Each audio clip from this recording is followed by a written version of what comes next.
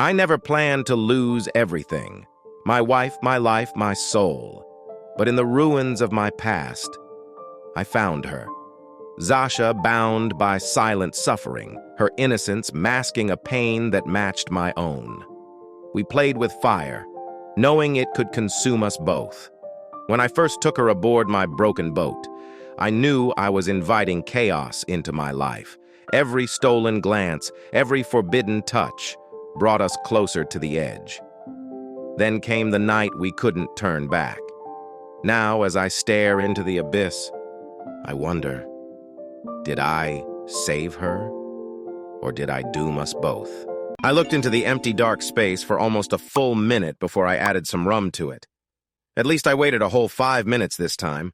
Not long ago, I might have put rum in my coffee maker instead of water if it could work that way. Well, I actually tried that once.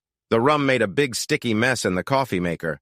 Plus, it cooked away a lot of the alcohol, so I had to add more rum after all.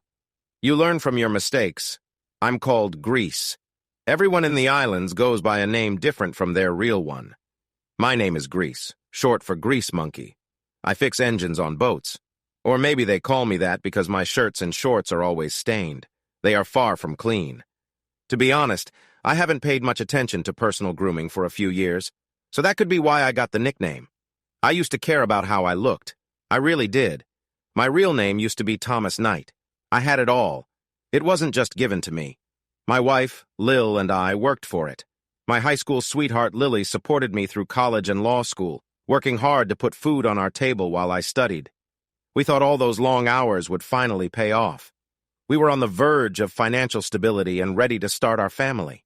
I imagined making enough money so she could stay home and raise our 3 kids. But that plan changed. At first, we thought Lil was just tired. Then she started having trouble keeping food down. It didn't get better. Ovarian cancer. Once I heard that, things spiraled fast. She was gone in just a few months. For a while, I felt numb. Then the sadness hit me hard. I felt lost and empty. My days turned into a routine: go to work, come home, and stare at the walls, lost in memories. I started drinking more. I thought I could quit any time, but I didn't really want to. I lost my job, my house, my car, and most of my money. I even got into trouble with the law. I had to leave Florida. Even if I tried to turn my life around, it would be hard to get back to where I was. So I decided to forget it. I bought an old boat and set off for the islands. I grew up around boats in Florida and worked on fishing boats throughout high school and college. I was pretty good at fixing things. I dreamed of fixing the boat up and starting a charter business, maybe even having a fleet of boats. I really should have cut back on drinking. After 5 years, my boat was falling apart, and I kept fixing engines just to keep drinking. I hadn't been out of my small space in a year and a half. I stopped cutting my hair and shaving, so I now have a thick, messy beard and a ponytail that's tied back, with a lot of gray strands. So yeah, I'm Grease. Everyone in the islands uses a different name than the one they were born with. There's Pogo, who owns the Shack, a beach bar and grill for people who have served in the military. The walls have a Special Forces logo and a collection of old news articles. Pogo hangs service flags from different military branches from the ceiling. The Shack is where I usually spend my time. They let me stick around because I can help fix their boats, even if I don't fully fit in. They have good food, the music isn't too loud, and it's filled with interesting people. One regular at the Shack is Loud Howard. He's short and has a big personality. You can spot him from quite a distance. Frank Rotuma likes to hang out there to stay away from tourists. We call him Chief because he's the local police chief. It just makes sense, right? Then there's Monster and X. He got the name Monster because of the scars on one side of his face. It looks pretty rough. His eye on that side is mostly white. The iris is cloudy. He's friendly enough, but there's something about him that feels a bit off. X is his partner. I'm not sure why they are still together. It feels less like love and more like a business arrangement. She always seems to be watching him. They are usually together when they are down here, which is about half the year. I heard he's some sort of teacher and she works as a nurse. I can't really imagine what it's like in his classroom. There are many others. Like I said, everyone has their own name. In the slip next to mine, for 2 weeks each month, there's Bobert with a very nice boat. At first, having my old rusty boat next to his seemed to bother him, But then he figured it made his shiny boat look even better. His real name is Robert Sandoval. When he moved in, he tried to say, "Robert, call me Bob," but it ended up as Bobbert by mistake, and it stuck. He's wealthy and a smooth talker, wearing fancy watches. His boat would cost a couple $1,000,000 or more. He's always hustling to make more money. I feel like he'd fit better in New York than here. He isn't really welcome at the shack and spends most of his time in the tourist area. I have no clue where he goes when he leaves the slip. And then there's his wife. The reason I've cut back on my drinking is Zasha. The first time I saw her, I thought I was dreaming. She has long, shiny hair and a tall, thin figure. She usually wears small white shorts and a blue and white striped top. It seems like her go-to outfit. On really hot days, she wears a simple swimsuit when she walks around. And her face? It's as lovely as an angel's. You know the phrase bee-stung lips? She has those. They are truly beautiful. Even with her looks, she has a sense of innocence. Her bright blue eyes always seem amazed by everything around her. She feels like a small-town girl who's untouched by the world's problems. But that's not true.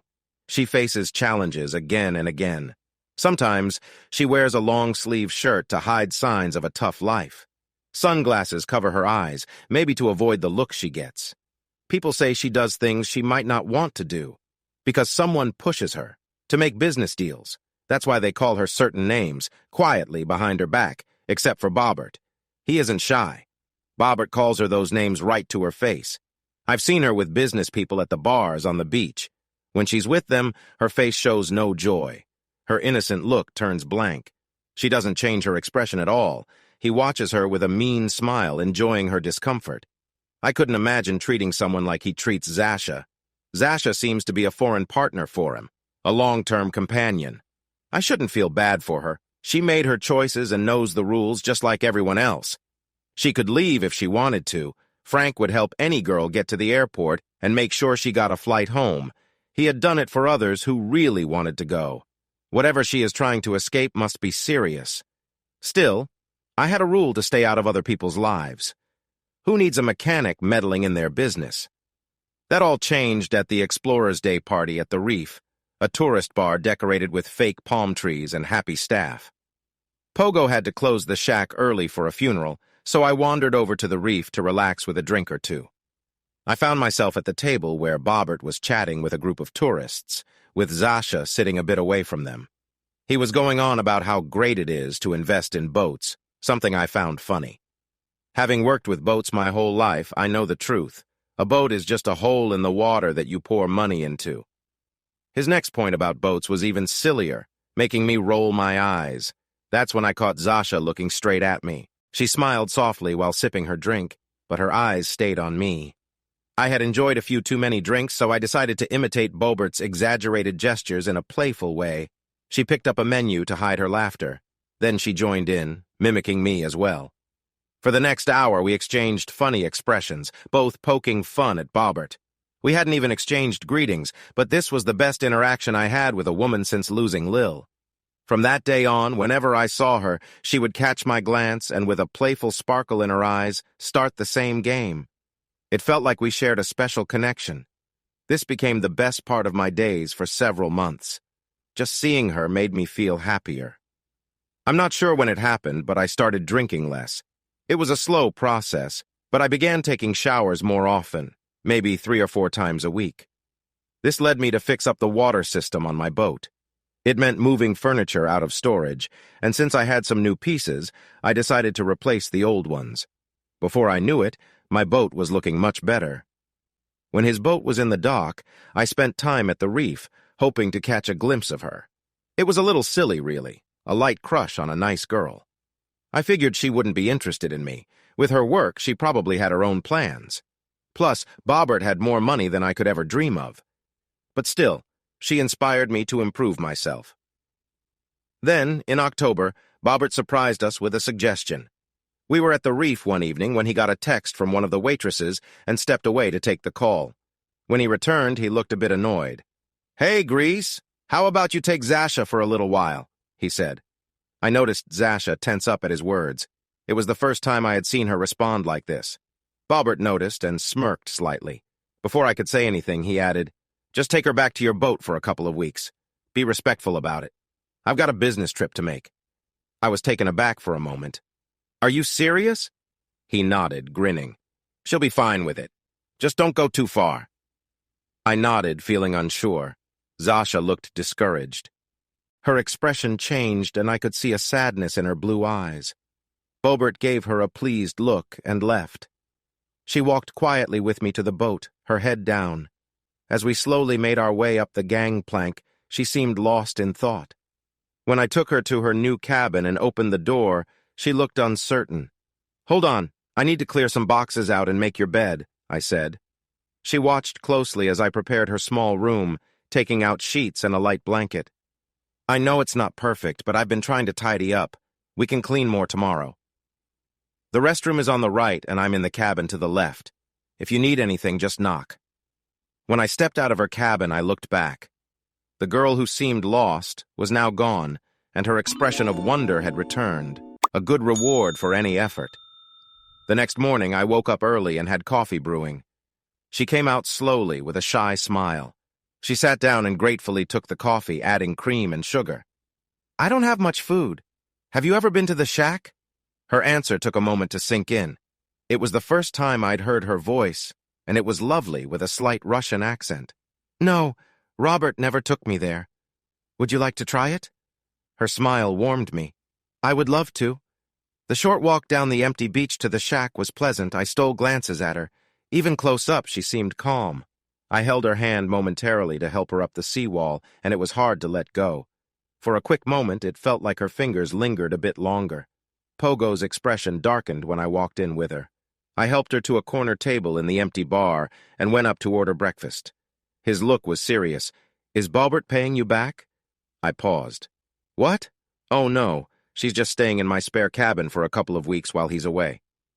He studied my face and then glanced at her. He seemed to come to a conclusion and let it go. We enjoyed pancakes with fruit, and after some initial shyness, we talked about our favorite foods. Time flew by and the bar began to fill up. Loud Howard, followed by Monster and X, came in. Monster didn't react, but X gave a look of disapproval. Pogo noticed and pulled her aside for a brief chat. She seemed to relax afterward. Loud Howard came over, chatting about getting a fuel line fixed on his boat. He had a house on the island. After all, you can't live on a boat forever. Zasha joined the conversation, asking about paint colors and the boat's name. Soon, a group of people gathered around us. I made sure to introduce her as Zasha, and stressed that this is how she should be addressed. X drifted over to talk to Zasha. "So, you're staying with Grease for a couple of weeks?" Zasha smiled wide. "Yes, 2 weeks. He cleared out a cabin for me last night." X shot me a glance to see if I heard that. I nodded. "It was kind of sudden. I used the cabin for storage and had to cover the stuff outside." X looked at me closely. "So what's the plan?" I shrugged. "I don't really have one. Just showing her this side of the beach for now. I had a few tasks to take care of and some work to do on the boat. I thought it would be nice to show her this place, so if she got bored while I was busy, she would have somewhere comfortable to relax. The real reason was that I wanted her to feel welcome and valued." X didn't say anything at that moment, but later I ran into him at the bar while getting some more coffee. "Her own space?" he asked. "It's just for a couple of weeks. I'll put my things back if I need to. I should have the hold ready by then anyway. Listen, I know the story with Bobert and Zasha. When he lends her out, it isn't for just any spare cabin. Are you worried about something happening?" I shook my head. "I don't know the full story, but I will treat her kindly. She's a wonderful person and deserves respect. He just offered her to me for 2 weeks last night without any warning because he is going away. I thought she could use a little break." X looked at me closely and finally said, "Just don't mess this up." When we returned to the table, X talked to Zasha more directly and found out that she only had the clothes she was wearing for the 2 weeks. Before I could speak, X took her away, saying she would help her get some things for my boat by dinner. I spent the rest of the day finishing some repairs, and when I got back to the boat, Zasha was there, looking cheerful. She was tidying up the kitchen area, wearing blue shorts and a t-shirt, her hair in a ponytail, humming happily. As soon as I walked in, she greeted me with a bright smile and told me about her day with X. They had picked out some clothes and explored a bit. The clothes were typical tourist items, and X had taken care of everything, reassuring Zasha not to worry. Still, She seemed a little nervous. X also made it clear that we were invited to dinner at the shack with her and Monster. I wasn't too concerned about X, but I felt a little uneasy about Monster. He was usually distant but somewhat friendly, yet I couldn't shake off my worries around him. Either way, we needed to eat. That evening, I put on a clean shirt and we headed over. It was the most social evening I'd had in a long time, and I hardly drank anything. I didn't want to let Zasha down. We enjoyed music, chatted, and had a good time. Monster turned out to be a better conversationalist than I expected, and even spoke a little Russian. However, when he looked my way, I felt a shiver run through me. Walking back to the boat along the beach was lovely. Zasha gave me a grateful look as she went into her cabin. I promised myself I would make these weeks the best for her. Each day, I worked hard at that. Zasha spent time with X, but also helped me on the boat. One long day, we even refinished the whole deck, and it looked amazing. We grilled on the beach and enjoyed meals at the shack. She quickly became a favorite at the shack, like a bright ray of sunshine. Even though she looked young, she was almost 30 years old and had attended university. However, she usually kept details about her life to herself. For the entire time, I didn't have to see that sad look or blank expression. 3 days before Bobbert was set to return, X handed me a couple of tickets.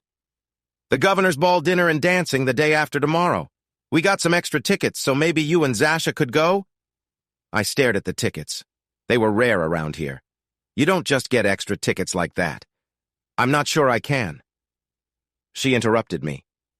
"Monster has a suit that should fit you, and I have some dresses Zasha could wear."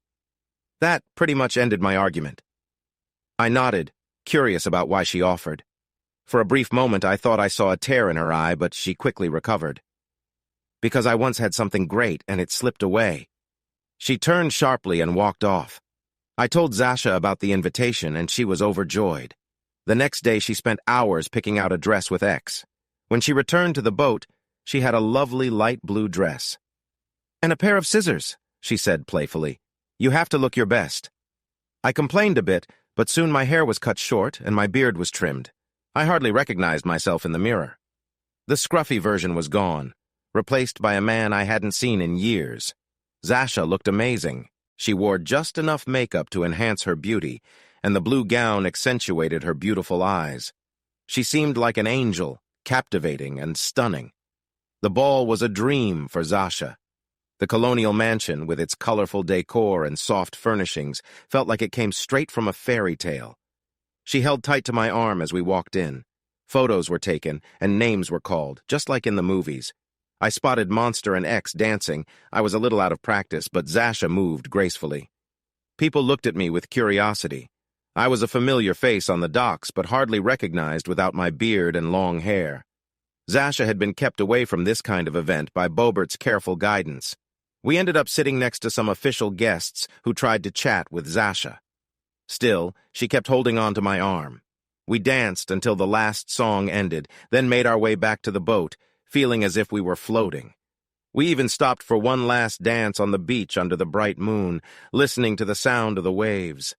That night, there was a gentle knock on my cabin door. Zasha slipped in quietly. In the moonlight from the porthole, I could see her looking beautiful. "Zasha, you really don't have to do this for me," I said softly. She giggled lightly. "Shh. I am doing this for me." A warm feeling surrounded us. What started as gentle soon became an urgent bond between us. We spent the night together, peacefully falling asleep while holding each other.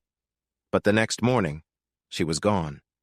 Her new clothes were neatly packed in a bag on a shelf, as if she would come back. That evening started with a heavy feeling. I saw her with Bobbert at the reef. As I walked past, she flinched, and my heart sank. Bobbert noticed and gave a sneering smile. "Teaching her a lesson? That's good. She needs to know her place." Anger welled up inside me. I wanted to confront him right then, but at that moment Zasha caught my eye and winked at me. I understood her plan. If Bobbert realized how close we had become, he would have tried to keep me away. With him thinking I had made her uncomfortable, he unintentionally kept us together. For the next 2 months, things stayed the same, even though my heart ached every time I saw Bobbert with Zasha. My anger towards him grew. I couldn't understand why she chose to be with him. Each meeting was painful, and I thought about avoiding places where I might see them together. But if I stayed away completely, it felt like I would be letting Zasha down. It was like a worry that sticks with you. You know it will hurt, but you can't help thinking about it. I wasn't sure how much longer I could handle the situation before I couldn't take it anymore. Then, everything changed unexpectedly. One evening, as I was staring at a bottle of rum at sunset after a long workday, I heard a strange noise. Someone was having trouble starting Bobert's boat engine, clearly not knowing what they were doing. It sounded like they hadn't turned on the fuel. Bobert had his problems, but he knew how to work a boat, and so did Zasha. I grabbed a fish knife and slipped out of my boat to theirs. If they managed to start the boat, it could cause big problems. I jumped from the dock and climbed aboard. If someone was trying to take the boat, my price for helping Bobert would be Zasha's freedom. I moved quietly across the deck and down the stairs. I could hear quiet voices in the engine room as I entered the main cabin. Then I stopped. Bobert was in no position to make deals again. He was tied up by the closet door. I focused my attention carefully, moving cautiously on the slippery floor. My stomach twisted with worry for Zasha and the strange sight in front of me. A low voice from the next cabin caught my ear, deep and threatening. I followed the sound, gripping my knife tightly. A large man with dark hair and tattoos was pulling Zasha, her clothes in disarray and her expression one of defeat, her blue eyes mostly closed. He was speaking in a language I thought was Russian, his tone harsh and threatening. Without thinking, I swung my club down behind his ear with all my strength. He fell, and I quickly pulled him away from her. Zasha had bruises on her face, her eyes nearly shut, and her lips were hurt. As I laid him on the floor, she opened her eyes and looked at me. In that moment, her tough exterior dropped, and she held on to me tightly. She whispered, "There are 3 more. We need to run." We ran away without grabbing anything. My boat was too close, the first place they'd check, so we headed across the beach toward the shack. Halfway there, I looked back and saw the figures chasing us across the sandy beach. I helped her over the seawall, and we stumbled into the shack. The atmosphere changed as everyone turned to see us. Zasha looked hurt, and I was dirty and disheveled. The crowd was shocked, except for Monster, who just glanced our way before going back to his drink. I led Zasha toward the bar and Pogo, hoping to find a place to hide her. "They're right behind us. They just took down Bobert." Pogo looked past me. "And they have guns." He seemed oddly calm. I quickly turned to the entrance. 3 men with short hair and handguns had followed us inside, catching up quicker than I thought. I stood in front of Zasha as they approached with smug grins. Their leader focused on us while the others scanned the bar. Everyone watched them, except Monster, who sat with his back to them, deep in thought. "We're just here for the person who caused trouble earlier." His accent was thick. One of the men pointed toward Frank Rotuma, aiming his gun in that direction. Police uniforms always attract attention. But Frank was unarmed, holding his hands up with fingers spread. I didn't move as the grinning man came closer. Frank looked up at the man in front of him. He spoke calmly, the seriousness clear in his voice. "Don't worry about me, boys. I'm off duty for the next 8 hours." I caught a glimpse of X's face, a small, icy smile forming. In a quiet, cold tone, she whispered, "Monster." I had seen troubling sights before, accidents that left lasting impressions. This was different. I could see Monster's thoughtful expression change, revealing a chilling calmness. He moved smoothly, disarming the man with quick precision. The other 2 were taken care of before they even noticed what was happening. Monster continued with the same strange, steady demeanor. As the last one fell, I caught a glimpse of X's face, a brief mix of bitter pride. Monster's face remained unchanged as he cleared the weapon and set it down. He spoke one word in a deep voice. "Clear." I really didn't want to know what he was thinking, and for a moment, I wondered what he saw through that cloudy eye. Then I felt Zasha's hands on me from behind. I turned and hugged her tightly. The shack was quiet for a moment. Loud Howard spoke up. "Man, Sergeant, if I'd known you'd take this long, I would have made a cup of coffee. I almost dozed off waiting for you." His tone carried a level of authority I hadn't heard before. Monster replied in his usual friendly voice, which I now saw as a bit of an act. "My apologies, Colonel. I had to wait until things settled down." That made sense. He was trying to keep everything calm. X stood up and started checking on Zasha. We need a real checkup, but she's doing better than I thought. She looked at me next. No injuries on this one. Pogo reached under the bar and pulled out a logo t-shirt, offering it to me for Zasha to wear. Once she put it on, she looked at me sincerely. My baby, my Kisa. She quickly explained that Bober had taken her daughter to his house on a small island with a housekeeper and a security guard. That's why Zasha never tried to leave him. She did everything she had to do to protect her child. Frank, looking serious, turned to us. I'm still off duty, but I need to visit that island. X replied, We'll go with you. So I took my boat out for the first time in a year and a half. She seemed to sense our urgency and ran smoothly. Frank knew which small islands belonged to Bobert and found the right one on the charts. On the boat ride, Zasha shared her story. Her husband had been a police officer in St. Petersburg who had crossed paths with the local mafia.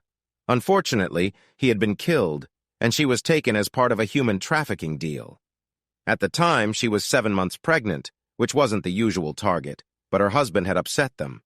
Essentially, she was sold to Bobert. Despite everything, Bobert allowed her to carry her baby, knowing he could use the child to control her. This started a tough time for her. She got to spend 2 weeks a month with her baby, but she had to meet Bobert's demands to do so. From what she knew, the threats started because Bobert had not kept a deal. The same people who brought her to him were involved. It's a risky world, and dealing with such situations can be dangerous. At the house, there was no resistance.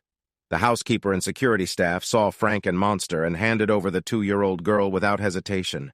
She was adorable, sharing her mother's bright blue eyes and golden hair.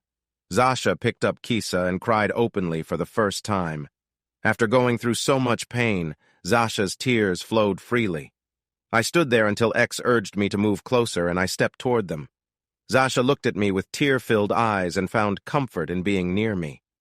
By the time we got back to the shack as the sun was rising, I was carrying Kisa while Zasha held onto my arm tightly. When we reached the house, things had changed. The bodies were gone, and Loud Howard and Pogo had just returned from an unexpected fishing trip. Later, we found out that anything connected to Bobert had been cleared away. We weren't sure how much the housekeeper and guard really knew, but they seemed unaware of what had really happened. Frank told them to leave the islands in 2 days, and they nodded to show they understood. Zasha stayed close to my side. Since Bobert had prepared a marriage certificate, she now owned the boat and the small island. She sold both quickly.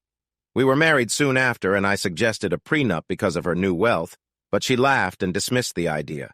She joked that I was too old to look for another woman and that I would just have to stay with her forever, as if anyone could compete.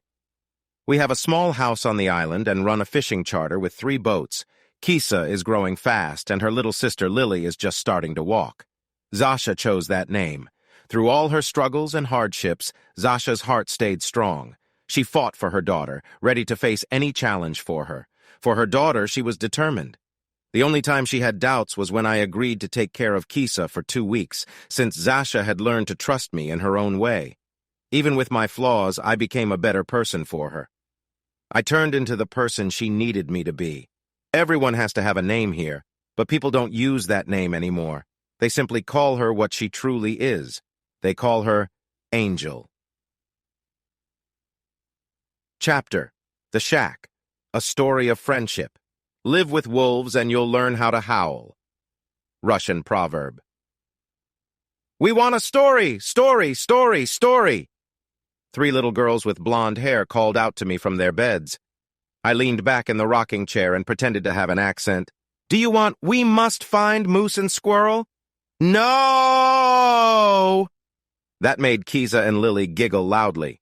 Amber, our youngest, laughed too, mostly because her sisters were laughing. She had never even seen the show, so she didn't understand my funny voice. Kisa is named after me in a way. Kisa means kitten, which was a name my first husband called me. I named her that so I would always remember him. Lily is named after Thomas's first wife, a woman I care for even though we never met.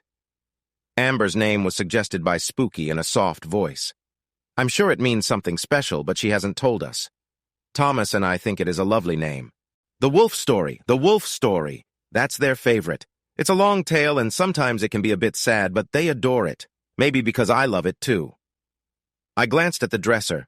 The pictures of Piotr and Lillian seemed to nod at me approvingly. Once upon a time, there was a beautiful dog with shiny golden fur, a fluffy tail, lovely ears, and perfect teeth. She was cheerful and wanted to make everyone around her happy, even though she was a bit vain. One day, she met a brave and honest police dog. She admired his honesty and wanted to share joy with him. They decided to live together happily, hoping for a family of puppies someday. Now, let me tell you about a cheerful and pretty university student who met and married a detective in the St. Petersburg police. It all began when I slipped on some gray winter ice while entering a coffee shop. I loved winter, the cold and the joy of walking on snowy streets, sipping hot coffee. Just as I started to step inside, the ice slipped beneath me and I began to fall. Someone caught my arm and helped me stand again, but I slipped once more, grabbing onto a pair of broad shoulders. His warmth made me smile. He had bright gray eyes and light brown hair, and his friendly manner was refreshing. "Careful! We can't have pretty girls slipping on the ice. It might give the city a bad reputation." I was used to compliments, but his kind words made my cheeks flush. "I can't find my balance." His smile made me chuckle, and I held on a bit tighter to steady myself. His grin widened as he kept me steady. "I should probably say something smart, but I think I'll just stand here and let you hold on to me for as long as you want." And I did. At that moment, I decided to hold on to Piotr forever. It might sound silly, but I felt that we would share laughter, build a family, and grow old together. There was no way he could escape from me. I was determined and knew what to do. The girl at the coffee shop told me his name and the police station where he worked. The next day, I showed up at his department with lunch and brought a calendar. I said we needed to pick a wedding date. He laughed. "I don't even know your name. How do you know we're a good match?" "Because you told me I could hang on for as long as I wanted, and I've chosen the rest of our lives. I don't get a choice in this." "You get one chance. We'll go out for 2 months. If you want to stop after that, we can. If not, we're together forever." "Why would I agree to this?" "Because you said I'm pretty. And pretty girls get everything they want?" "This pretty girl only wants one thing. I've heard to be careful of pretty girls. They can cause trouble. I'll wear a mask for the rest of my life. You can be the only one who ever sees my true self." He looked at me closely. "You mean it?" "I've never chased after a guy in my life before today." He agreed. I can't explain how I knew it would work out, but it did. And it was everything I had ever hoped for, like living a fairy tale. 2 months went by, then 3, then 4. In 6 months, we were married. We wanted a big family and planned to start as soon as I finished school. The only problem at our wedding wasn't between us, but rather with Piotr and his cousin Dmitri, who was quite powerful. Piotr, usually calm even in tough situations, knocked his cousin out in the church entrance. When I asked about it, he simply said his cousin wouldn't be welcome in our home. Seeing them happy, an unhappy soul who hated joy sent awful creatures to punish them for being honest and joyful. They tried to bring the police dog to join them, but he was too noble for that. So the creatures targeted the 2 dogs. There were just too many, and while they fought bravely, in the end, they overpowered the police dog and took the beautiful dog away. Piotr and I had been married for 10 months. I had graduated from my language studies and was working part-time as an interpreter at the local telecommunication office. 7 months pregnant and happier than I ever thought possible. Piotr's main worry was his family. His parents had died in a car accident, but he had an uncle named Gregor Ivanovich, who was wealthy and respected. But he always treated me in a strange, condescending manner. I thought his views were shaped by his time and how he saw women. I learned differently later. To him, women were like things you could trade, valued only for what they could provide. Gregor ran a big criminal operation, moving many goods that people desired because of greed. Piotr wanted no part of it, and his uncle promised to keep him out of it all. One thing Piotr asked his uncle for as a wedding gift was that he would never harm me. However, promises from such people can often be misleading. I was in the kitchen when I heard shouting at the front door. I stepped out, my pregnancy making it a little hard to move, even though Piotr said I looked more beautiful than ever. "Even if I wanted to, it's too late for that," I heard Piotr say. "The proof has already been taken." Gregor's calm voice replied, "You'll have to get it back, won't you?" It doesn't work that way, and you know it. You'll need one of your judges to help with this." As I turned the corner, strong hands grabbed me. "Piotr!" He looked at me, and I noticed there were 6 men in the room. Dmitri laughed softly. "Maybe he needs to see his wife with a real man. Maybe that will make him pay more attention to family." Piotr glared at him, then turned his anger to Gregor. "You promised you wouldn't let her get hurt." Gregor smiled. "I did." I felt Dmitri begin to loosen his grip, but Gregor's face turned serious. "But treating women as they are meant to be treated isn't harm." I struggled to break free as Dmitri held me tight. Piotr pushed one man away. When he moved, I saw him pull something out. His first attempt hit the man he shoved, and he turned to face me, ready to protect me. I stood as still as I could. But he didn't succeed. Another loud sound rang out just as he fired again, and his head twisted to the side. Piotr's last shot, instead of hitting me, struck Dmitri. He couldn't keep me entirely safe, but at least Dmitri was no longer holding me. I began to scream, and in some ways that sound would stay with me for years. The trolls treated her very poorly, taking her far into the woods where they forced her to make a deal with a wicked creature, one they knew would be even worse, giving her dark magic meant for the terrible Troll King. Even with all her struggles, she had one little puppy, a puppy so lovely that even the wicked creature was amazed by it. Still, he kept the puppy from her most of the time and neglected it, knowing that she felt trapped and believed that no loyal dog would ever leave its owner. The slimy creature, angry at her beauty, made her live in mud and stay dirty. She felt very sad, but realized that the creature thrived on her sorrow, so she hid her sadness from it. Robert Sandoval was my new owner. Even though we were called husband and wife, he treated me worse than the men before him. While they saw me as an object, he looked for ways to humiliate me. It wasn't just physical. He took joy in making me entertain others to show his power over me. His ways were harsh. I was locked in a dirty, hot shipping container, feeling unwell and anxious. I went into labor and gave birth all alone, surrounded by pain and darkness. But when my baby cried, I felt a new strength. I knew I had to survive for my child. I heard my great-grandfather's voice in my head, reminding me that true strength can overcome great suffering. Robert saw my love for Kisa as a weakness to use against me. As long as I worked to protect my baby, I understood that I could handle anything he threw my way. A mother should never be ashamed of doing everything she can for her child. I could endure. Each day, a loyal dog, filled with love for her puppy, watched the woods, silently hoping someone might rescue her. But all she saw were more monsters hiding in the shadows, and, in the dark, the shining yellow eyes of wolves. She feared the wolves even more than the other creatures, having heard they lacked honor and kindness. Their eerie howls frightened her deeply. At first, I didn't notice the strange men who kept to themselves away from the busy tourist spots. But over time, I began to see them among the crowds. They seemed tough and cold, like my great-grandfather, who had faced terrible things during the war.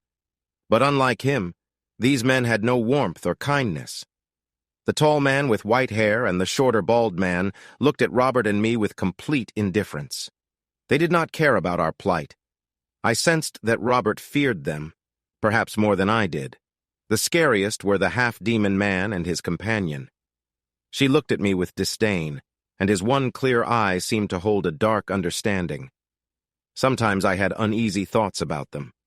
Every day she looked into the woods, feeling her hope fade and her spirits drop, hiding her sadness from the creature nearby. Until one day she noticed a pair of bright yellow eyes watching her back. Day after day the eyes came closer, shining brighter until she realized it was a thin, scruffy wolf, the least scary of all. He looked sad and lonely. He inched closer to her every day until he sat right across from her, just out of sight. She still felt nervous about wolves, but he seemed gentle and a bit silly. He rolled around and played, making her smile. Despite only having this thin, goofy wolf and the memory of her puppy for company, she felt less alone. He was a very thin man, dirty, with messy hair and a scruffy beard. It was clear he was having a hard time in life, something she had seen many times before. But he looked at her the way Piotr had, as if she was the only beautiful thing in the world. At first she felt unsure, but then she saw he didn't see her like others did. He saw her as a real person. He did something surprising. He noticed she didn't like Robert and started to make funny comments about him, making her laugh. Laughter can change how we feel, making problems seem smaller. His humor seemed to lift some of the weight Robert had on her heart, making her feel lighter. Robert didn't notice the change in the man he called Grease. He was unaware that Grease was starting to clean up his life. It took her time to see it too, but he was getting healthier and drinking less every day. She was amazed. She had never seen someone overcome such troubles before. Slowly, her feelings about him began to change without her realizing it. And when Robert finally stopped holding on to her, Grease treated her with kindness in a way she had never felt before. So she let herself trust him. For the first time since Piotr, she was with someone she truly liked. He introduced her to others in his unique group. They welcomed her in their own special way. Leaving Thomas to go back to Robert was one of the hardest things she ever had to do. She knew it was tough for Thomas, but she had to think about Kisa's safety. She needed to stay strong. She tried to share her feelings with him, but she could see his hurt, a hurt that mirrored hers, and she began to wonder if there was a way to escape with him and her Kisa. One day, the ogres returned for the box of dark magic. The ogres were quite mean, and they decided to take more of the slime creature's treasures too. There was a big fight, and the ogres won against the slime monster. They were so angry that the dog still had some joy that they wanted to hurt her and her puppy. Just then, the thin, tattered wolf rushed into the hut and revealed himself as a brave prince of wolves. He faced the strongest ogre and defeated him with great courage. Then he called his pack to chase away the remaining ogres and save her puppy. Chance can be unpredictable. Dmitri and his men showed up suddenly. I didn't know what he wanted with Robert. I was stuck in a closet while they dealt with him, and after I saw what happened, I was relieved. Even though I had my problems with Robert, their actions didn't make sense to me. Dmitri warned me I might end up like him, but then my Thomas stepped in. One moment I felt hopeless, and the next, Dmitri was gone, and I was running away with Thomas. Dmitri's men followed us but fell into a trap without realizing it. When Kisa and I were hugged by Thomas, I felt I had everything I needed. I belonged with him and his friends. After he took us to his boat, I saw him pour all the alcohol into the sea, and I knew he was doing it for us. Surrounded by wolves, she held tight to Thomas and her puppy, feeling nervous about the other wolves. The wolves noticed her unease and led her to the edge of a sparkling pond under the moonlight, smiling at her. One of them said, "Look in the water, lovely one. What do you see?" The dog gazed into the clear water and saw her reflection. The dirt and grime had washed away. Her shiny golden coat was still there, but her ears stood tall. Her teeth looked strong. Her eyes sparkled with life. She raised her face to the sky and howled long and loud. She realized the truth. She was a wolf like them, and she always had been. What she thought were sad howls were actually calls of friendship. She felt truly at home. She would stay with them forever and begin a new life with her brave prince of wolves. I started to get up to leave the room. Kisa gave me a serious look. "Stop! What about the Troll King? He's mean and he can't escape. What about the magical box?" Lily and Amber looked just like their older sister, sharing the same worried expression. I sat back down, unable to hold back my smile. "Are you sure?" "It's getting late, and I'm getting tired." I stretched and yawned, feeling it was true. "Mommy, tell the whole story." I smiled. We did this every time. "Okay, if you're sure." The wolf pack grew as other wolves joined them, drawn to their true and strong spirit, and they lived in peace and harmony in their forest. But while the wolves were happy in their peace, the Troll King was not. He sent more creatures to capture the golden wolf and her sweet puppies, and to get the magical box. But the wolves were wise and alert, and they saw the intruders sneaking into their territory. They protected themselves and found the troublesome box. For years, everything was wonderful. Thomas and I understood each other in a way I never expected. We had both felt the heartache of losing our first loves, and we decided to honor those memories by keeping their photos in our home. Every time I left the house, I touched Lillian's picture and promised silently to look after Thomas and our children. Our little family kept growing.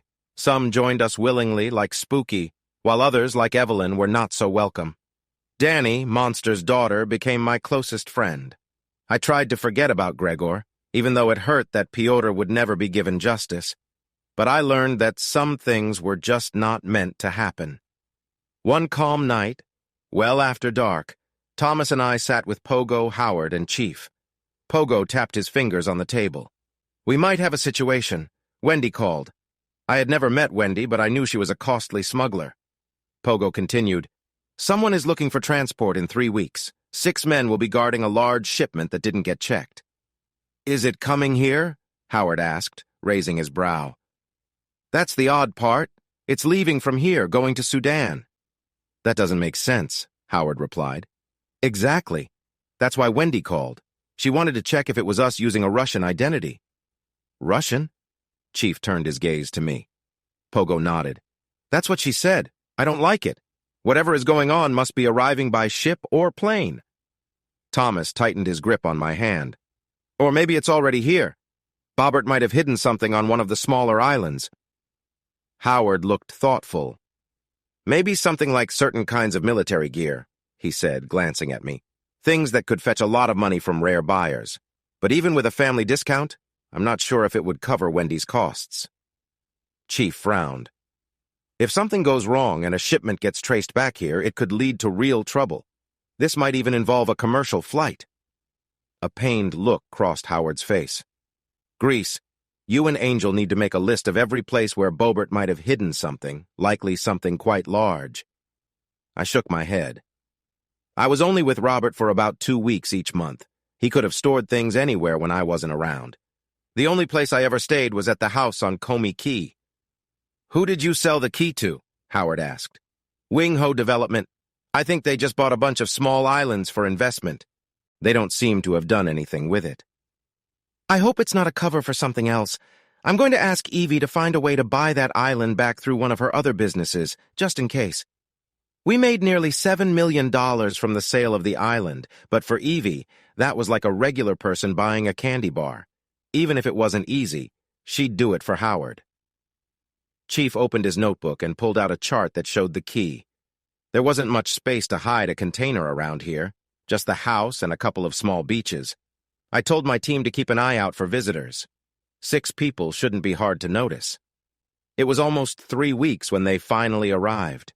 I noticed it was serious when I got to the shack and saw Chief looking unusually tense. He rarely showed stress like this. Howard and Pogo looked worried. "They arrived this morning. Spooky has been watching them all day. They're looking for you, Angel. They have a couple of old pictures, ones of you and Bobbert." I felt a wave of panic. "Thomas is out on a charter and the girls are at school."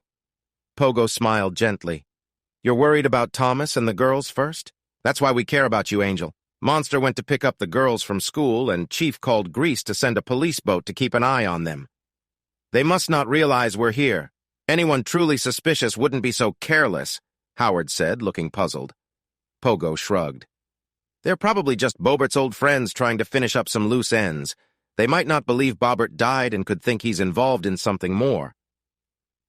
"That doesn't sit right, and we still don't know about the shipment," Howard said as he scanned the table, trying to piece things together. "We'll need to ask them more directly. We could find out what they want, and someone could tell them where Angel lives to see how they react," Pogo suggested.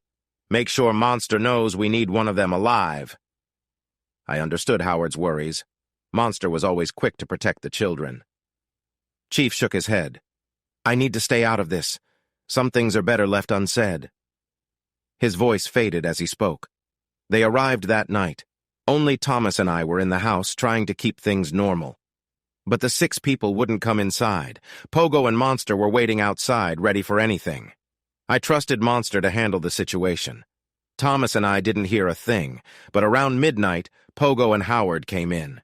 "We need to deal with those 6 people tonight. This is definitely linked to something Bobbert had hidden.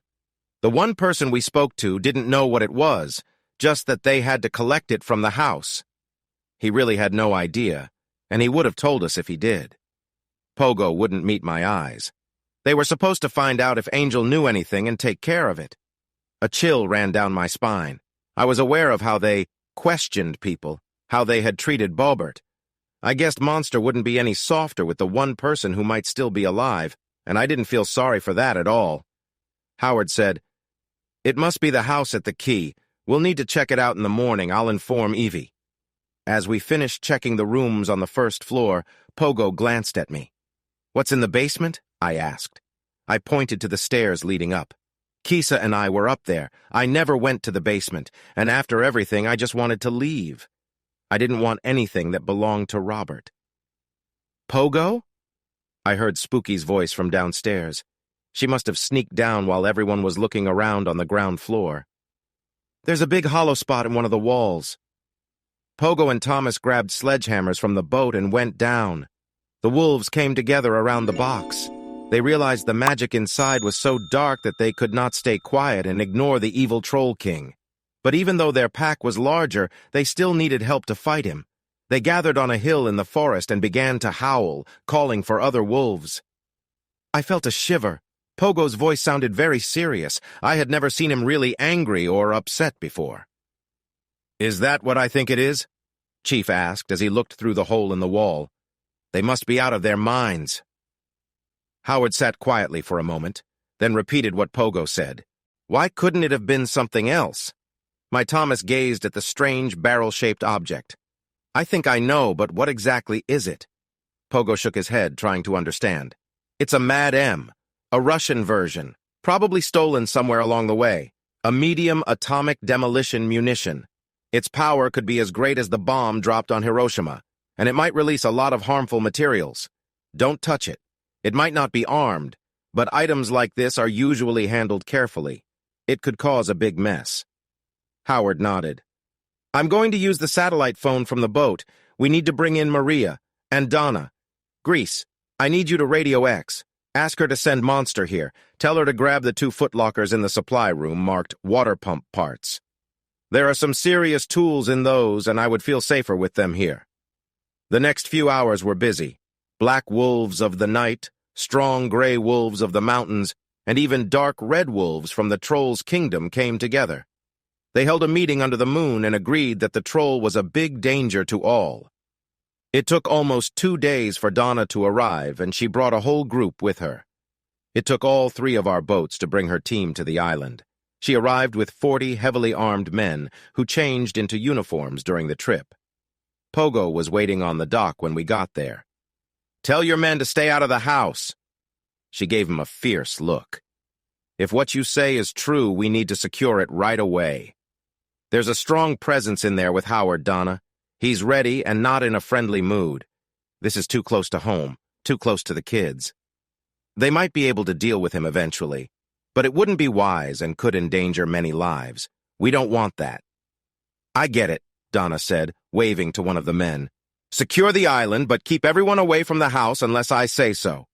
Her team quickly moved to surround the area, but 4 men stayed with her. You should think about a different plan, Paz. One day you might lose control. Who would take his place? Donna frowned. What are you up to? Nothing. We found a serious problem nearby, and we want to prevent any rash actions. This situation is tricky, but it's not careless. We'll handle it. I just want everyone here first.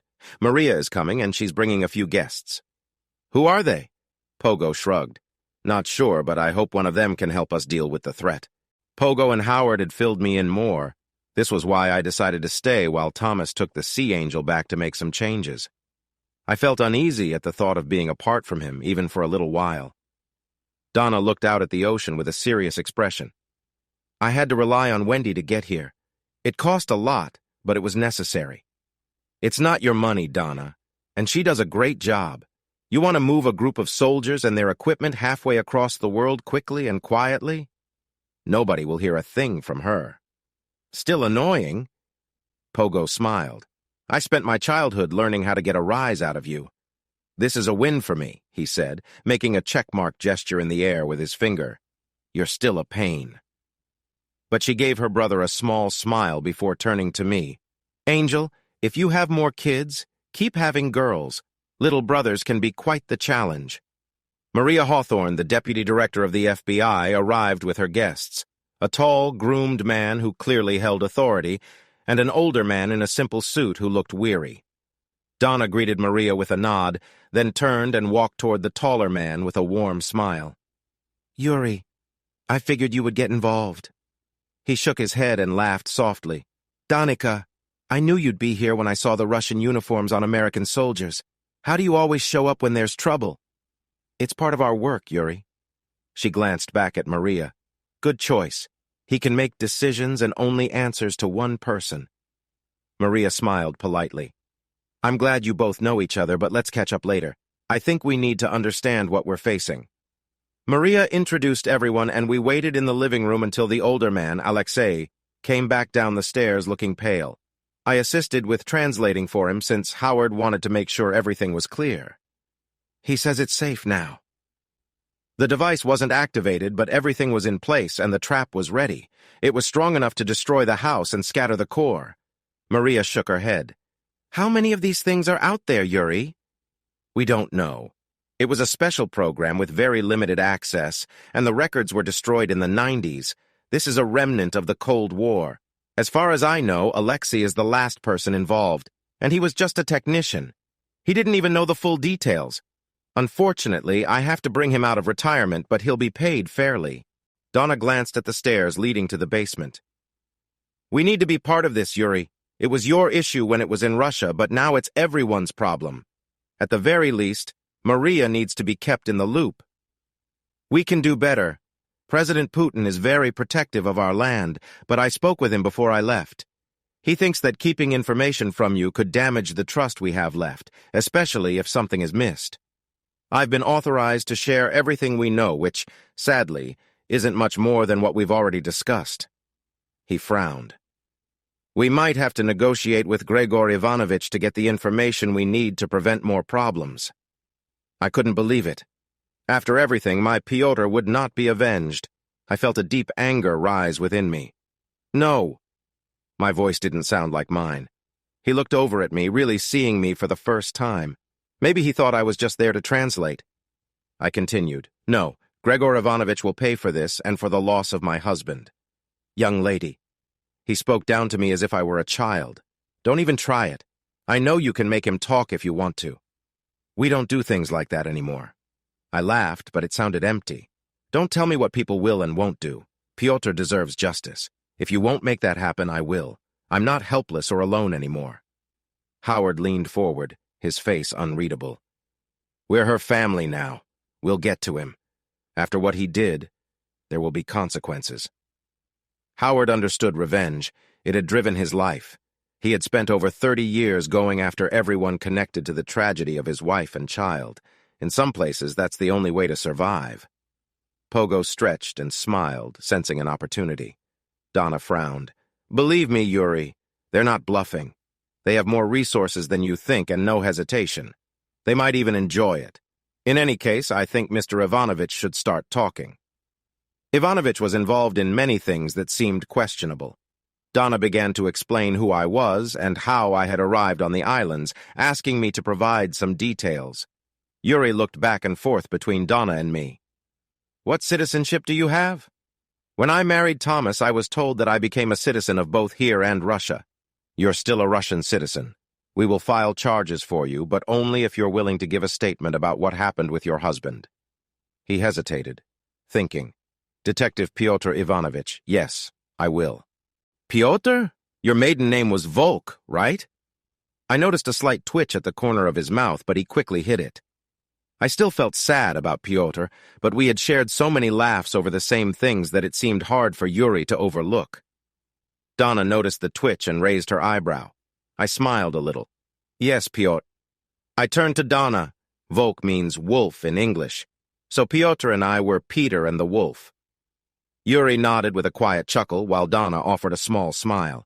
It might have been funnier in Russian. We need to clear up some details.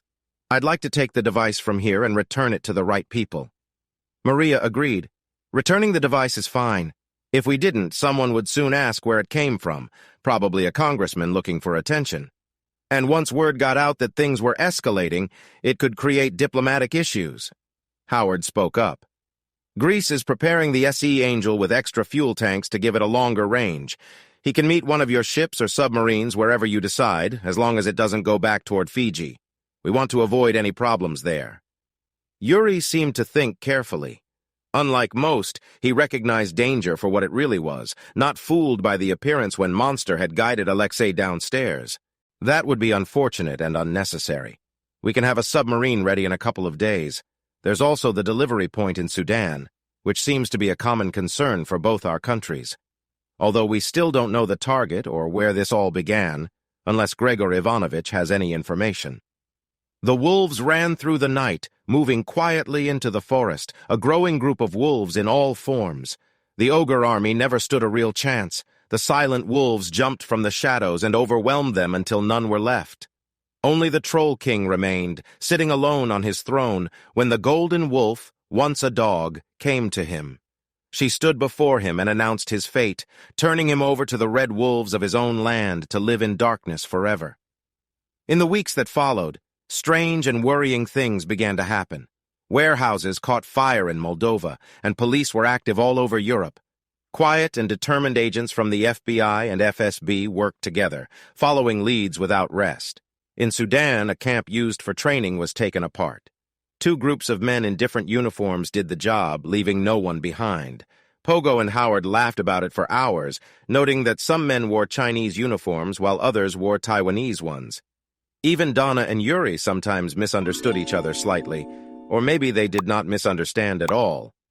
Zasha Knight, who used to be Zasha Sandoval and before that Zasha Ivanovich, traveled to cold Russia. She was escorted respectfully to a country house by several important members of the Russian Federal Security Service, the FSB. When we arrived, the door to the mansion stood open, inviting us as we walked through the fresh snow. A single light brightened a room at the end of the hall. Gregor Ivanovich sat straight at his desk, watching us with his hands laid out before him. Spooky and several serious officers stood beside him, seeming to split their attention between Gregor and Spooky. Both Yuri and Donna wanted to make sure that Gregor would be taken alive, as there was a chance that some powerful people in the government might be involved.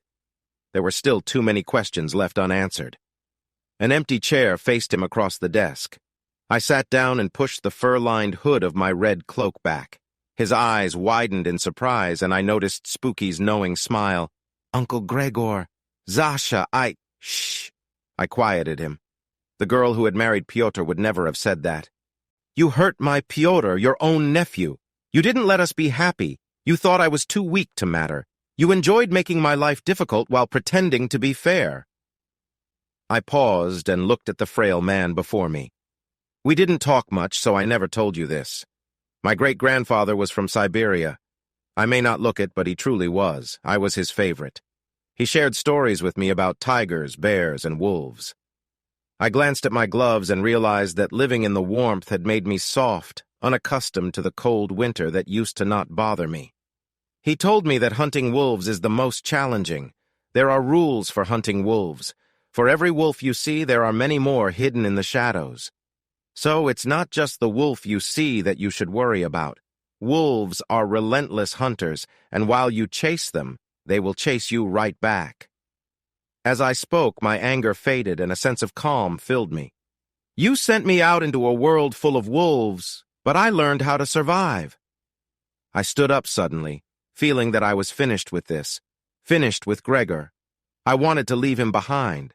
I longed to be in the sunshine, to just be Angel, with Thomas and my daughters.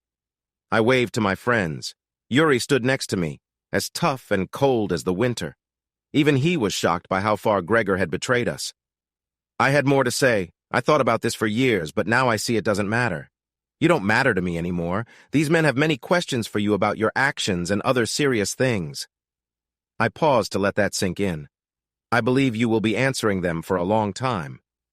As I turned to leave with Spooky by my side, I heard the distant sounds of wolves circling around the Troll King. Chapter The Shack, Necessary Evil in. My life, favors mean a lot. They can be hard to pay back or simple, but often they cost more than just time or money. They can take small pieces of who you are. This is why Trace and I were at the symphony in a cozy box seat. He looked sharp in his tuxedo, tall and thin, with his gray hair standing out against his nearly black skin. He looked so good that nobody seemed surprised to see him with someone like me. It's a bit different, but less so these days.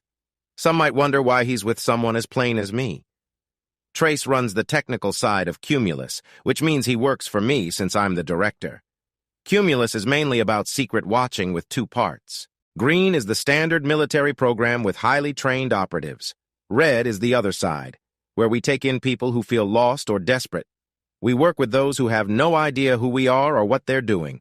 I've tried to keep his work far from my own because we've been friends for almost 20 years, long before Cumulus had a name. Trace and I will stay close until one of us is gone. We both realize this but don't want traditional ties. I've always put my work first, and even though I care for him, he still remembers his wife. He wears his wedding ring, which shows that love can last even after someone is gone. The memory of that time is still painful for him. He was driving home with Josephine after a celebration for her pregnancy, having had a bit too much to drink. His car crossed into oncoming traffic. She died instantly, and he came away unharmed. Back then, the laws for drunk driving were less strict, so he just got a suspended license and faced a lonely life.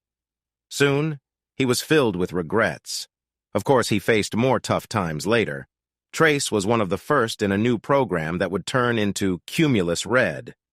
I was the young Army counterintelligence agent assigned to help him, definitely not the most experienced, even if I sometimes pretended to be.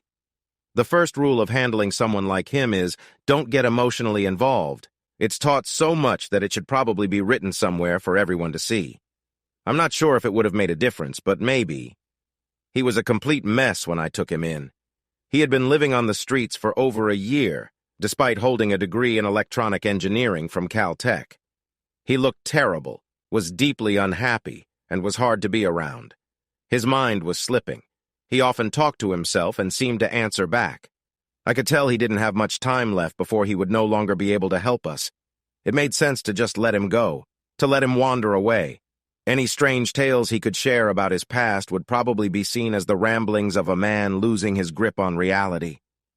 But then I saw him asleep one night, and I heard him talking to someone named Josephine, pleading with her not to leave him again. He was stuck in his own awful memories. For months, I kept my distance, trying to stay emotionally out of it. It was hard for me.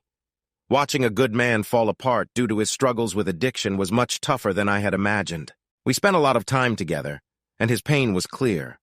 What made it even more complicated was that he wasn't acting out of betrayal or seeking revenge like I had been trained to deal with. He just wanted the hurt to stop. I could almost hear Josephine's voice in my head, urging him to stop harming himself. It bothered me every single day. Her voice became harder to ignore. He missed an important meeting to check a computer we had taken temporarily. Even in his confused state, he was still our best option. We had to return the computer without looking at it, which made me really angry. I went straight to the old factory where he was staying and rushed down the rusty stairs.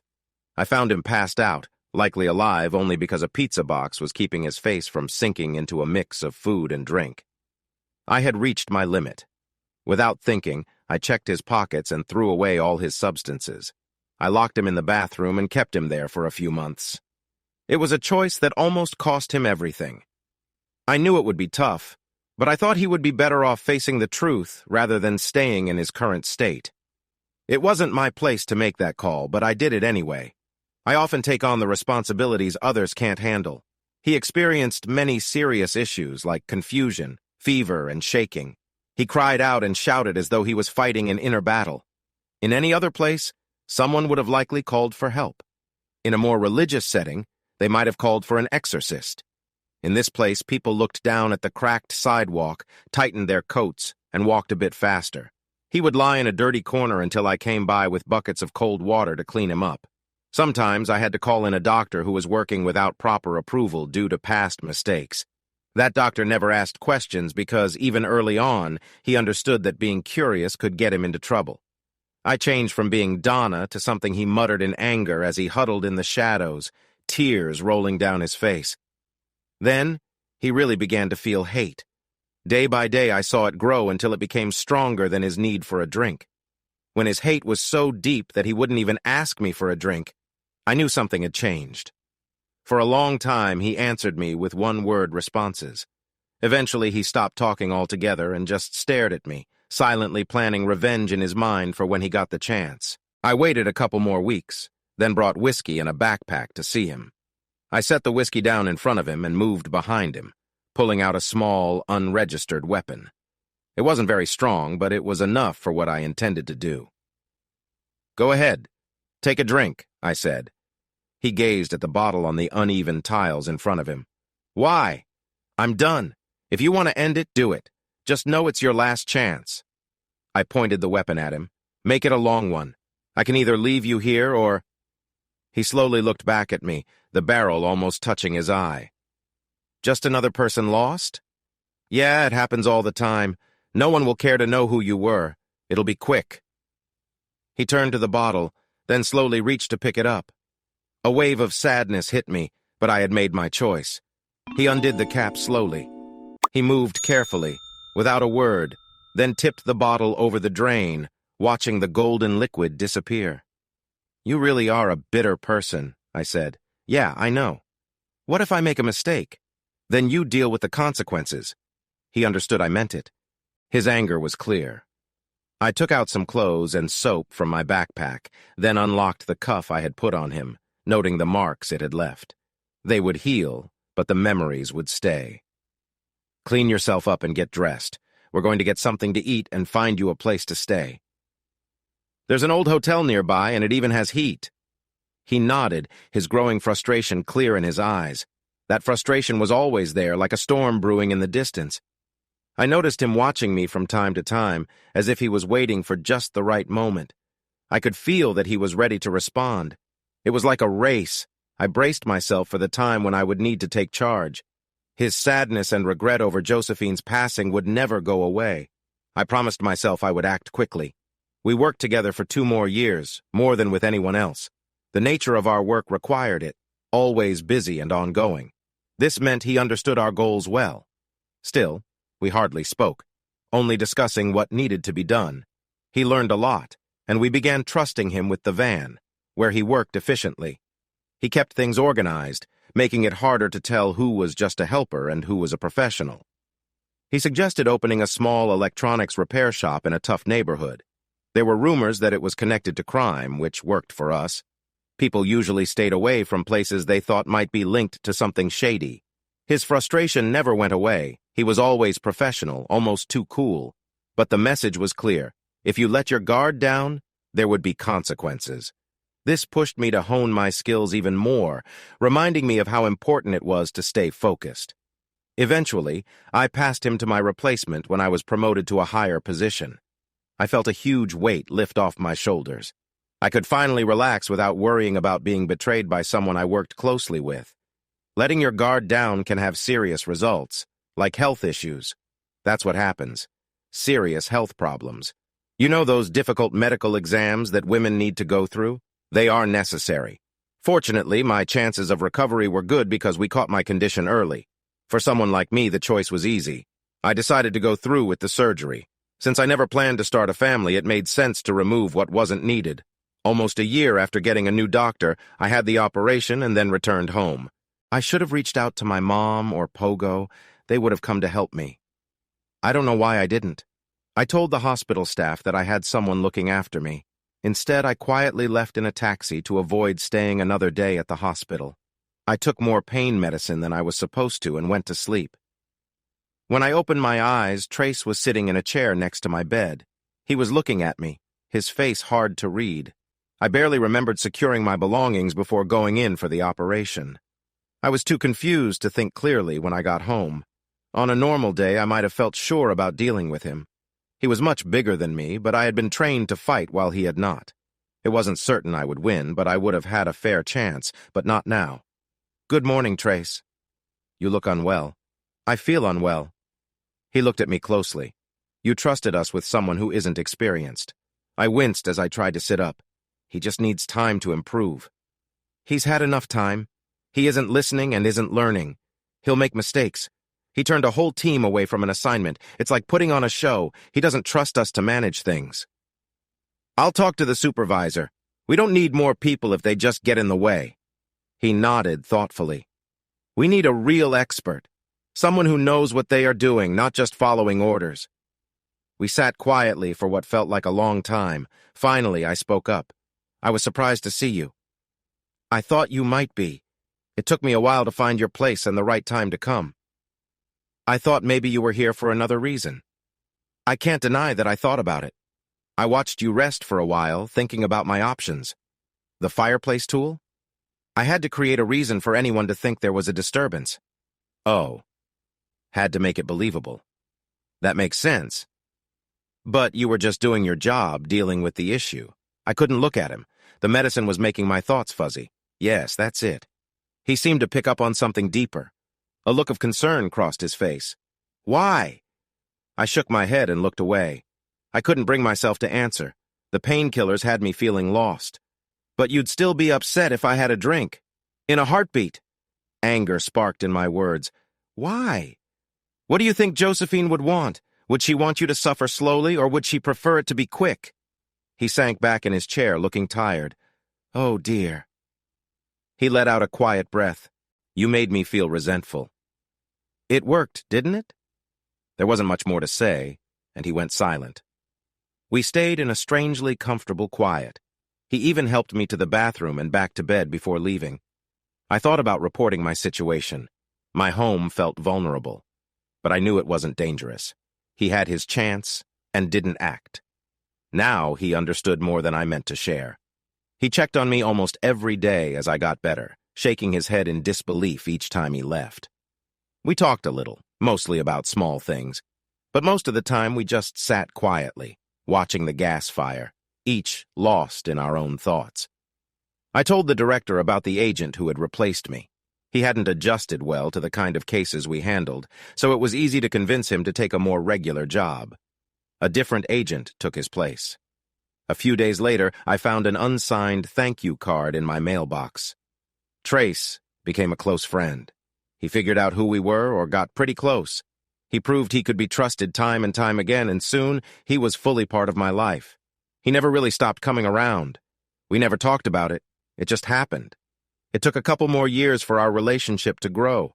It wasn't fate. His previous love story had ended, and I never thought of it that way.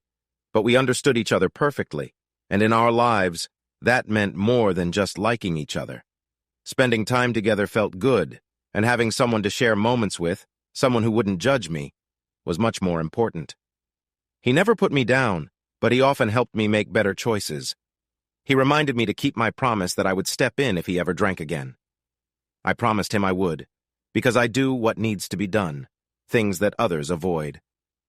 So nearly 20 years later, we sat together in a box seat, Trace's hand lightly resting on my arm. We were waiting for Maria Hawthorne, the deputy director at the FBI.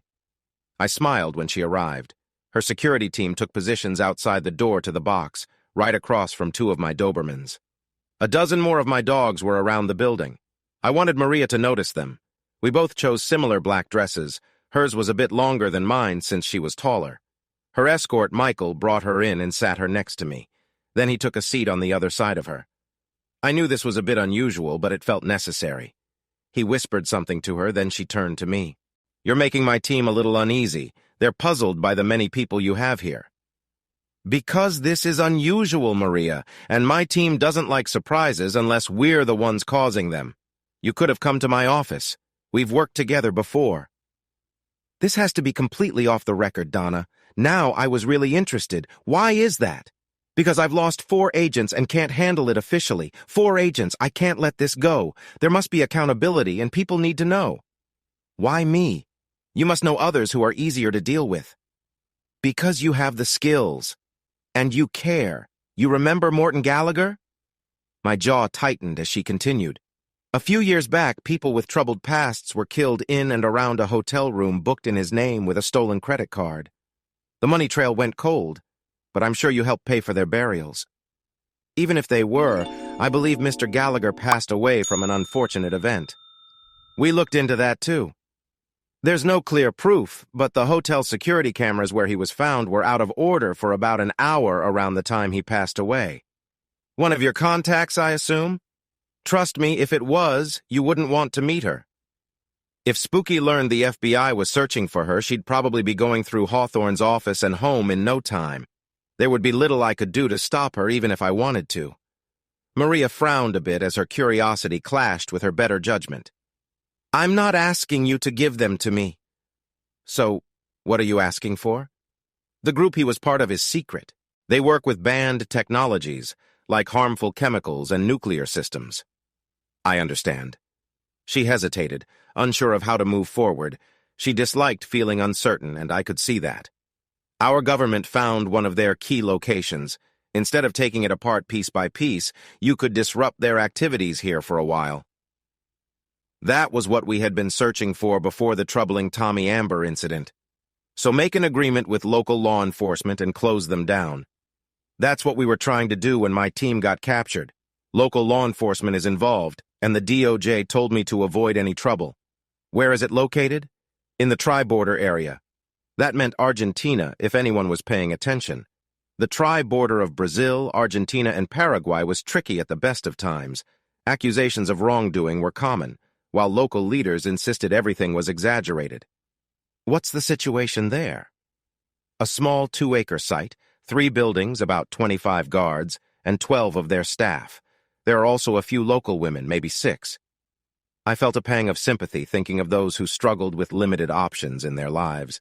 Like Amber, like me. We shared that feeling. If you want to make a change, you need witnesses, so the women should be unharmed. She nodded, looking relieved to keep a part of her values. Michael gave her a small envelope to pass to me. I handed it over to Trace without really looking at it. My jacket had pockets, and like hers, my bag was filled with things I hoped I wouldn't need. Everything we know about the group and the location is on the data stick. It also explains why I'm being told to step back. Is someone higher up involved? We don't believe so. Not this time. It's misguided, but not involved. The order to step back came from the State Department. They're trying to set up a sharing agreement for law enforcement information. She shook her head, frustrated with the slow-moving bureaucracy. Another ineffective deal. They just don't trust us there. We've earned some of that distrust over the years. She frowned a bit at that. FBI agents often see themselves as heroes and dislike being viewed as the bad guys. I try to be more honest with myself. I see what I do as simply taking care of business, even when it's tough. Maria understood this and accepted the way things really are. In South America, people often look at the U.S. with doubt. Past events have made them cautious about our help. Even when we mean well, they see us as too big and too involved. Working together on sensitive issues, like stopping dangerous materials from being traded nearby, is often seen as giving in to the U.S. Maria recognized this truth. No matter what, we need to act. If we don't respond to this, it could endanger every FBI agent, DEA worker, NGO staff member, and embassy employee here, including you. I thought about arguing that my team had strengths, but she already knew that. That was why she was here. It made sense. After all, I did what had to be done. It took 6 weeks to organize everything. The electronic file Maria gave me was detailed and clearly pointed out the government official we needed to convince. Argentina had a rocky relationship with the U.S., and at least one official was using that as an excuse to avoid helping while also benefiting from illegal payments. It didn't take long for Spooky to find him and learn what made him vulnerable. Maria came into my office but kept the door open, dressed in a light gray jacket and skirt. Some of my team think she wears similar suits as a way to tease me. I know it means something different, though, even if she hasn't said it. When she started wearing those suits, it marked her growth from someone new and useful to a professional I could trust with tough tasks. Someone who could think for herself and act, rather than just react. The suit didn't bother me, but then Candy, my secretary, walked in behind her and leaned against the doorframe with her arms crossed, a playful smile on her face, very different from her usual serious nature. Candy looked focused, sharp like Spooky, and I hoped that intensity wouldn't spread to me. Maria placed a file on my desk and made room for Candy to see it. Comisario Mayor Matias Acosta. He's the one who shared the information about the FBI agents and where they were. From what we heard through the devices I set up, I don't think he knew they were in danger at first. But once they were, he tried to cover it up to hide his own part in this. You've talked to him? I asked. Not yet. He has strong security around him. It isn't perfect, but I didn't want to raise any alarms. It's probably better to do everything at once. She smiled slightly and glanced back at Candy. He's set for visits in the tri-border area in 3 weeks. He likes to go out after work and often stops by the local bars. He enjoys meeting friendly people. Candy's smile grew, showing her determination. She had a personal interest in this and was clearly eager to help. Normally, I might have hesitated because of her involvement, but Candy was always dependable. She had been one of the best team members we'd had before joining us full-time. Her skill in connecting with others was impressive. If anyone could keep their work and personal feelings apart, it was her. She had even shared some tips with Spooky, showing her how to catch someone's attention and handle social situations better. Spooky sometimes used those tricks on her missions to gain access to places, but she struggled with connecting to people as well as Candy did. "I assume you two have a plan," I said, wanting to cut off any elaborate details. "Just give me a timeline and some main points." Candy stood a bit taller. "It's all in the packet." I held back a smile. The packet looked well prepared. "I'll let you know if I need anything more." Spooky slipped out, and Candy closed the door behind her. I realized I needed to keep a closer watch on those two.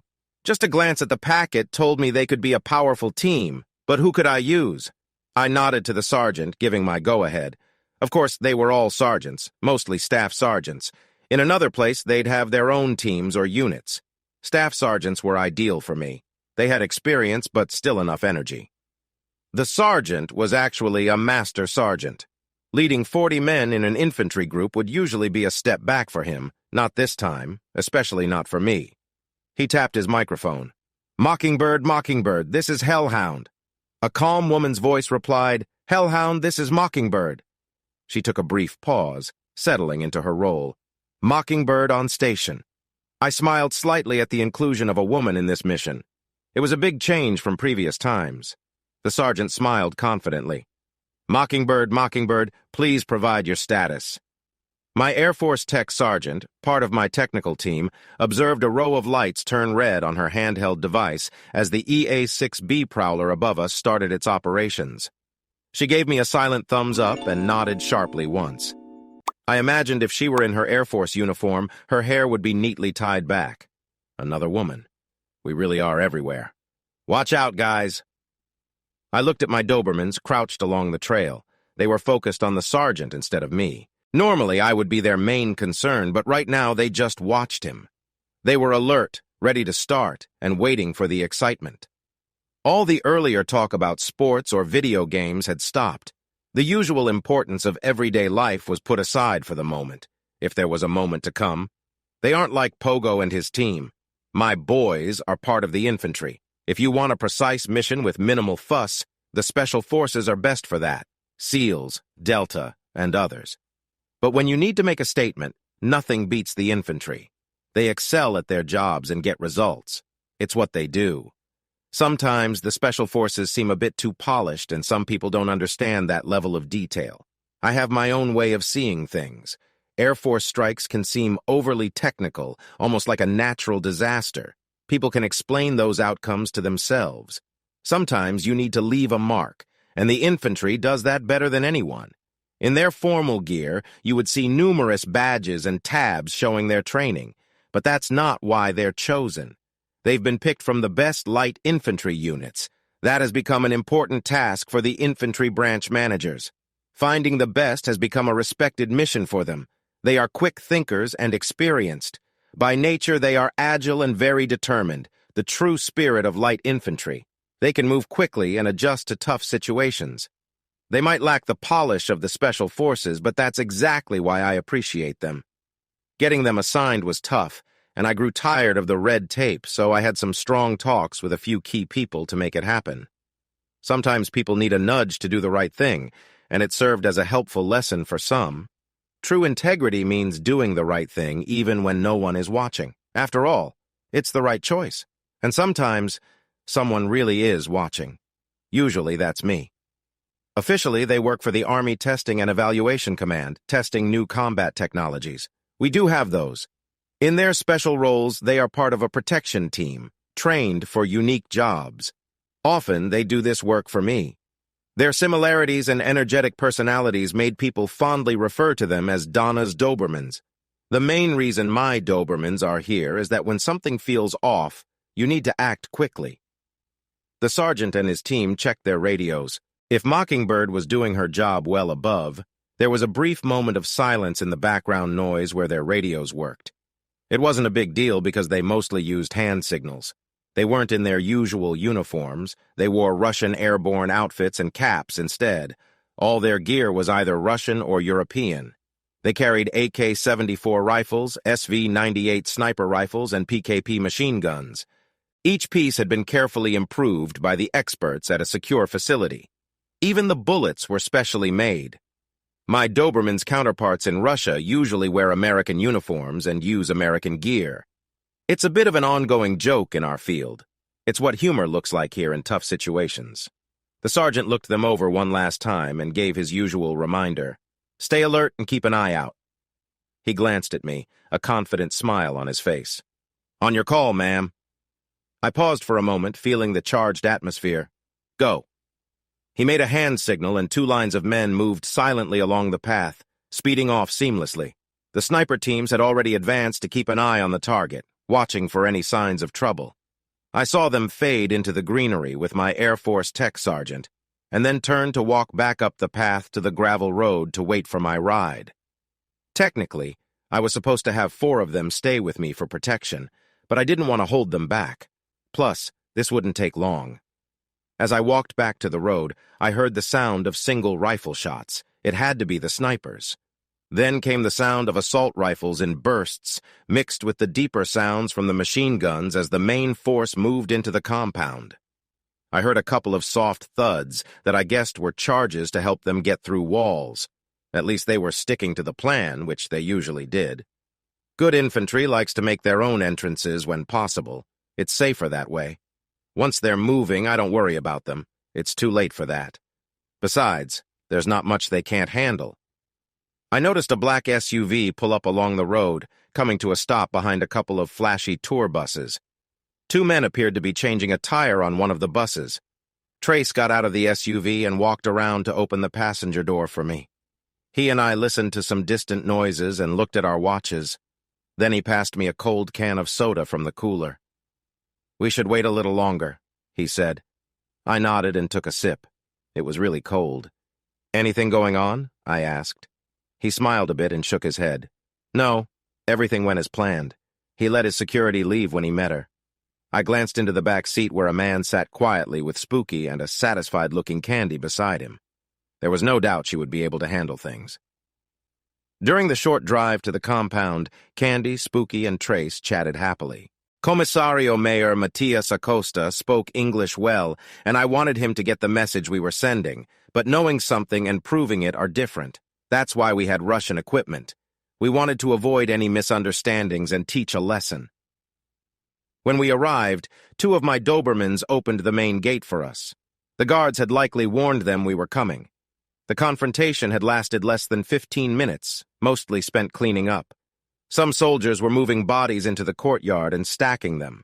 Others collected items for review, computers and documents. Some were kept for later, while others were disposed of. A small group of frightened people huddled in a corner of the main compound, trying to shield some children despite their own fear. The sergeant approached, still looking around cautiously. There are no losses on our side. All targets are dealt with. The one you wanted alive is in custody. He resisted a bit, so I don't know how long he'll last. He frowned, but didn't apologize. His priority was his team, as it should be. The civilian count is 8 women and 4 children. They are all fine.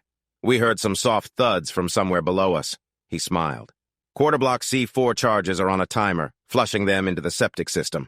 I couldn't help but smile at that. The team was thorough. We were making a point. How much longer do you need? 10 more minutes. We're getting rid of the vehicles except for 1 truck. He pointed towards the group of women, who flinched at his gesture. I'm not sure if they can drive it. They'll manage, I replied, looking back towards the SUV. I explained my plan and turned back to let him get back to work. After a few minutes, I signaled to Trace, who had Spooky and Candy bring our captive out of the SUV and walk him over. I nodded to Candy and she took off his hood. Mr. Acosta, I hope your ride over was interesting? He looked around in surprise, and his eyes widened as he realized where we were. His eyes shifted from the flames rising from the buildings to the soldiers pouring fuel over what was left of the scene. He stopped looking around, focusing on Spooky with a mix of fear and curiosity. "Please listen, Matthias. I don't want to have to repeat myself. Do you understand?" He diverted his gaze from her and managed to look at me. He opened his mouth to speak, but I interrupted him. "These people ended the lives of 4 American agents, and you played a part in it." He began to shake his head and object. "Please let me finish, Matthias. This isn't up for discussion. I just need to be clear." I glanced up and noticed Trace nodding sadly before walking over to the SUV, deliberately looking away. He understood what needed to happen, and he agreed, but he didn't want to witness it. I didn't blame him. But I was the one who had to see this through. I pointed so he could see the sergeant and one of his men supporting a man on his knees next to the pile of bodies. He looked pale and weak, and I wondered if he would last long enough to see this through. Not that it really mattered. "That man, the one you made a deal with, is Aldrich Cunningham. He deals in illegal arms. He's worth about 45 million euros. The money he offered you for the information that led to those agents' deaths and for the help you gave him afterward is small compared to what he might lose. He has connections all over Europe and would likely escape punishment for what he's done. Even if he ever faced a trial, he could hire the best lawyers to defend him." I walked closer to the kneeling man, hearing Acosta stumble behind me, being led by Spooky and Candy. I looked at Acosta as I pulled out my vintage Beretta and aimed it firmly. "And none of that matters to me." The sound of the Beretta was sharp in the quiet, standing out against the noise of the scene. A moment of silence settled before one of the women started crying. The others rushed to comfort her, instinctively trying to help and take attention away. I moved over to Acosta as the sergeant and his man moved the man away. Acosta looked at me with wide eyes. It was clear that only Spooky and Candy kept him steady. "Commissario Mayor Matthias Acosta, you will do the right thing from now on. You will not take money from people like this. I'm not asking you to betray your country. You will be a loyal Argentinian police officer. You will not be corrupt. You do not want me to return. Do you understand?" He nodded, unable to speak. That was all right. He kept glancing back and forth between me and Spooky. I turned to watch as flames began to spread over the pile of bodies from a road flare that one of the soldiers had dropped. I waved for Spooky to join me with the women. A few stood firm and positioned themselves between us and the others. They were brave and deserved better than what life had given them. I handed Spooky the keys to the last truck and the handcuffs. "Give them the keys," I said. "Tell them to wait an hour after we leave, then drive into town." They could only take the handcuffs off Acosta there, but they should not treat him badly. Let them know this is not about them. And make sure Mr. Acosta understands that I would be very unhappy if anything happened to these women. Candy led Acosta over to them while I walked back to the SUV where Trace and my tech sergeant were loading their things into the trunk. When the snipers signaled that everything was clear, we left. I glanced back at the compound as we drove away and saw the last soldier, the sergeant, slip out through one of the damaged walls. During our short drive to the buses, I needed to ask Spooky what she had done to our captive since he seemed to be focused on her much of the time. "I showed him some family pictures," she explained. "I took them the last time I was here." She handed me a small tablet with the pictures ready to view. Acosta's wife, his son, his daughters, and even a picture of him were there, all sound asleep in their beds, each with a small item next to them. Candy smiled softly. "They're cute kids. They really were sweet. Even Spooky softened a bit as she looked at them. Spooky and kids? That was an interesting thought. Strange things do happen, I guess. Trace appeared more comfortable with the pictures than I expected, probably because he believes that despite Spooky's tough exterior, she has limits.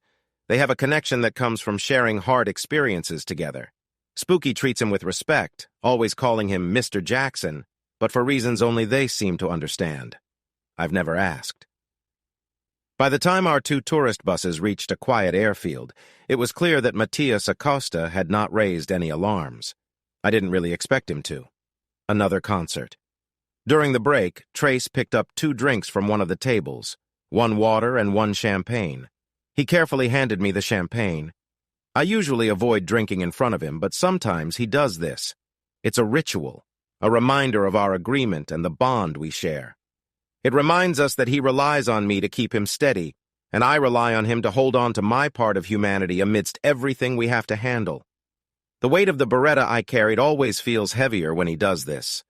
Maria would have to learn about the mission's outcome through the news and regular intelligence reports. We would not risk another meeting over this. It wasn't hard for her. A helpful Argentinian police chief allowed full access to a small compound that had seen much destruction when clues linked the men inside to the unsolved case of 4 FBI agents. Matias Acosta is known for being very focused on family these days and even brings his family along on work trips. He clearly doesn't like being away from them. He is quickly becoming known for his honesty. There's a story going around that when he was recently offered a bribe, he showed his strong sense of integrity by saying he would not compromise his values, stating he would rather face tough consequences than accept a single peso. Having integrity is important. The official report on the compound suggests it faced issues from a rival group in the same line of work. Of course, everyone has their own understanding of what really happened. Someone is out there ready to take action. They will do whatever is necessary. Hey, listeners! If you enjoyed watching this video and want to stay updated with our latest content, don't forget to hit that subscribe button and turn on notifications. You won't want to miss out on what's coming next. Thanks for watching, and see you in the next video with Queen Cheating Tales.